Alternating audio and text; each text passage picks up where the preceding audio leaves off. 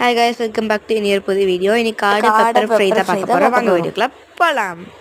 அதுக்கு தேவையான காடை மஞ்சள் போட்டு கழுவி வச்சுருக்கிறோம். வெங்காயம், தக்காளி, பச்சை மிளகாய், பட்டை, கிராம்பு, இஞ்சி பூண்டு பேஸ்ட். ஒரு கடாயில்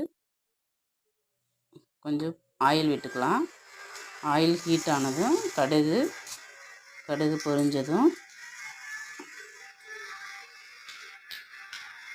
பட்டை, கிராம்பு, ஏலக்காய் சேர்த்து பொரிச்சிக்கலாம். இப்போ 2 பச்சை மிளகாய், ஒரு வெங்காயம் கட் பண்ணி வச்சது சேர்த்துக்கலாம். வெங்காயம் கொஞ்சம் வதங்கினதும் கருவேப்பிலை சேர்த்து வதக்கலாம். இப்போ தக்காளி சேர்த்துக்கலாம். மீடியம் சைஸ் ஒரு தக்காளி எடுத்துருக்கேன். தக்காளி